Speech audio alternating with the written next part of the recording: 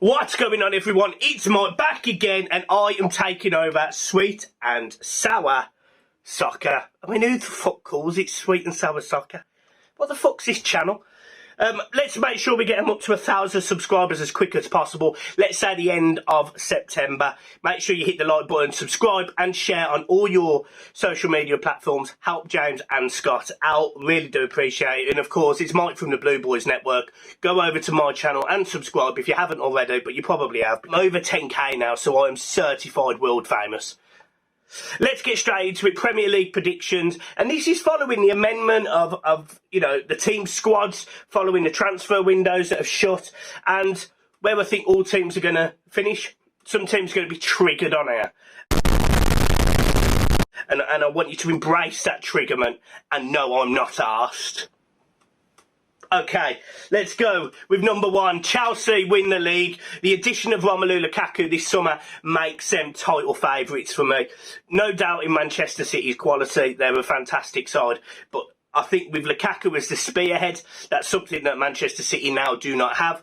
Some people will argue that they don't need one. I get that, I understand. But for me, Lukaku is a game changer, and I put Chelsea number one. Number two, You won't be surprised. It is Manchester City. I think it's that lack of striker, not getting Aguero to stay, and now the fact that they couldn't bring in Harry Kane. It makes me feel like they're going to finish about second. I think there's a pretty decent fight between the Manchester clubs for second spot. So, without further ado, number three is Manchester United. Now, they have strengthened in pretty much all departments this summer. Yeah, no, they're going to be strong. I don't know what the fuck I'm talking about.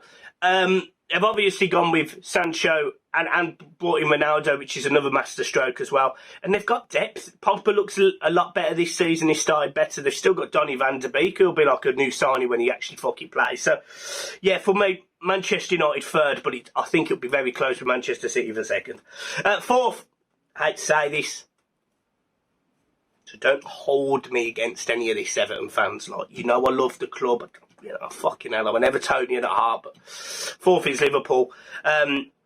Although I think they're weaker this season, and they certainly aren't as good as the three teams above them, I still think they're better than the rest. So, yeah, for me, Liverpool finished fourth, and I'm not going to talk about much more. Fifth will be Leicester for a third season running. They've still got Vardy. Looks like he's missed that little yard of pace. But again, signed some good players.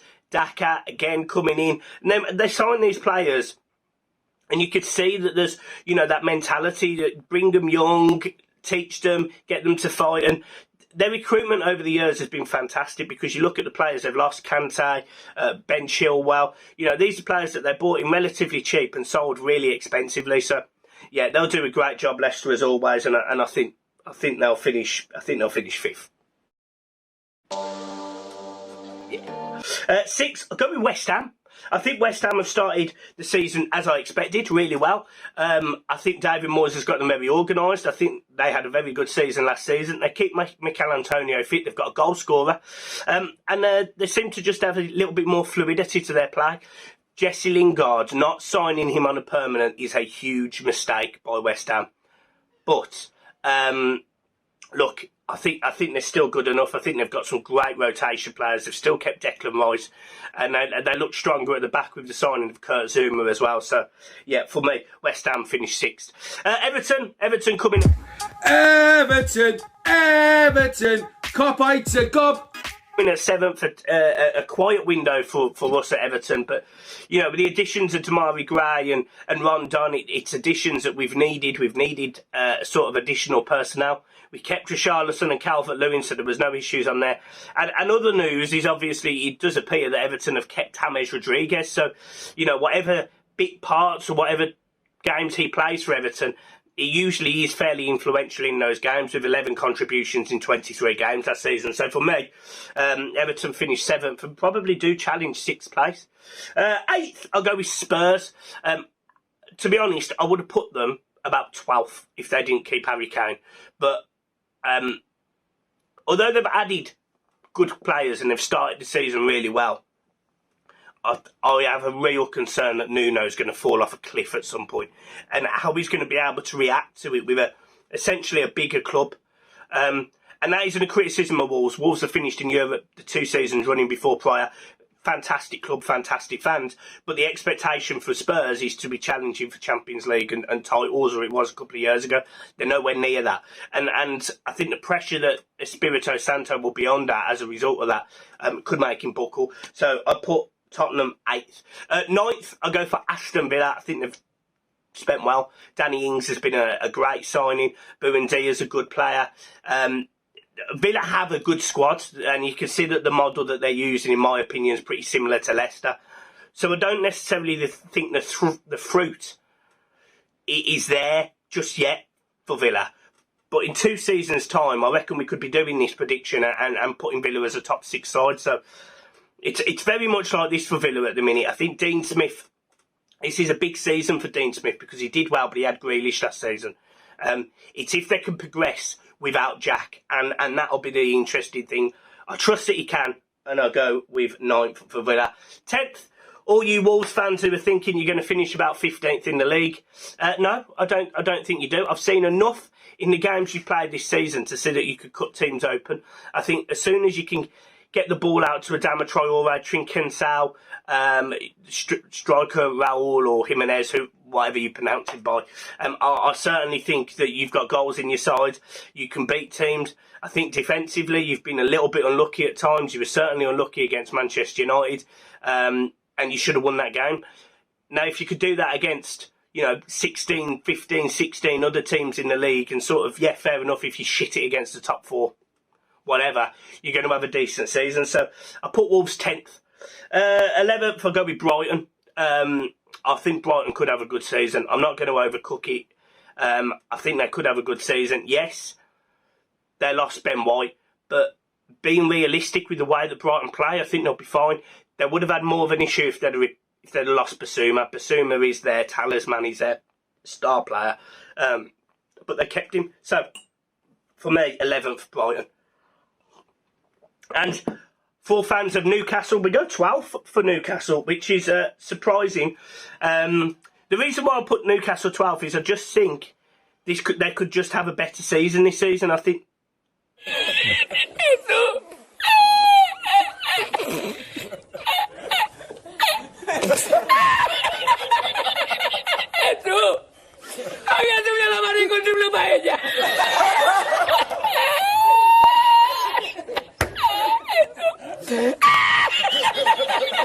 Y la encontré porque estaba la paellera agarrada metida entre las piedras de Chipiona del faro. Y cuando entro en el restaurante me ve el cocinero con una paellera y adentro la vende paellera.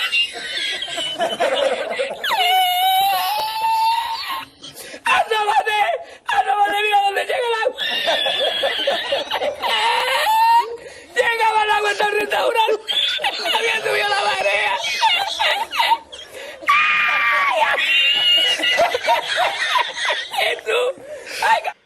I think it's difficult because you don't know what the fans are going to be like. We know that they don't like Steve Bruce. They don't like the board. We know that. But Steve Bruce has just got this knack of getting results when you don't expect it. And I think there's a few worse teams than Newcastle this season. So for me, yeah, they go 12th. 13th, I'll go Leeds United. There's some Leeds fans that are genuinely worried about relegation. Look, you shouldn't, but yes, you've conceded a lot of goals early on, but we know how good Leeds can be on their day.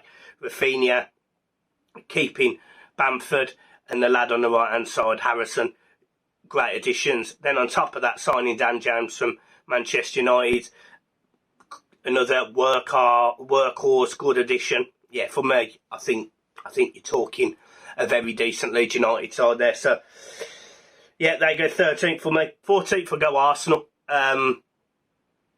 I think Arsenal are a mess. The recruitment's been horrendous. I think the players they've signed are unbelievable when you think about, this is a team that got rid of Emi Martinez, who, in my opinion, would have started for most Premier League teams, and have now replaced him with Aaron Ramsdale.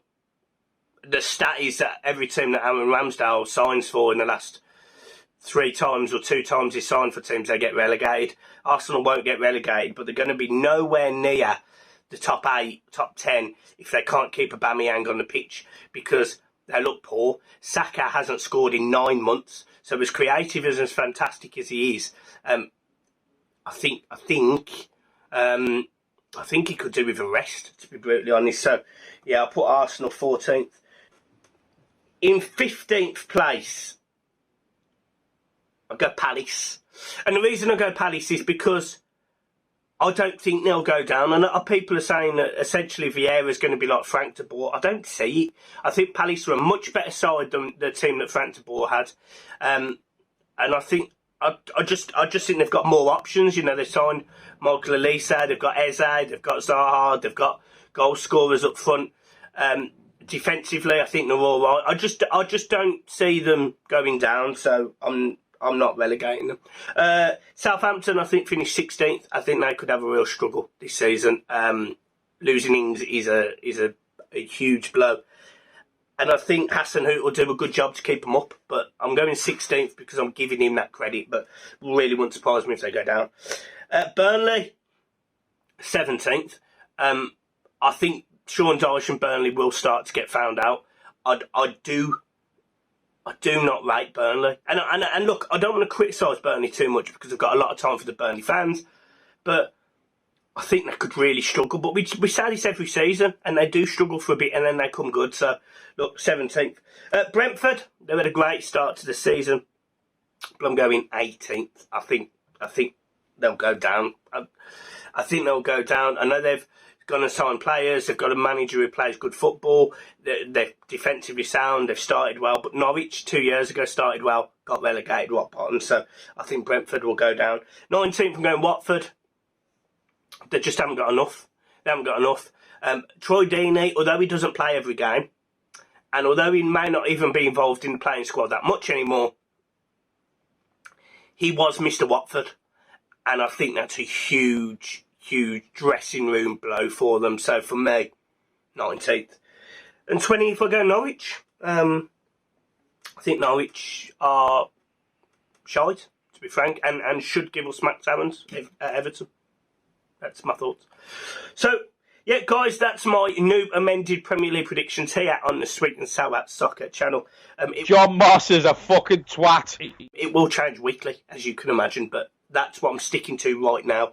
And I hope you've enjoyed the video. It is a little bit different. Embrace it, watch it, share it, subscribe to the channel. And if you don't do that, then how unkind is that? How unfair is that?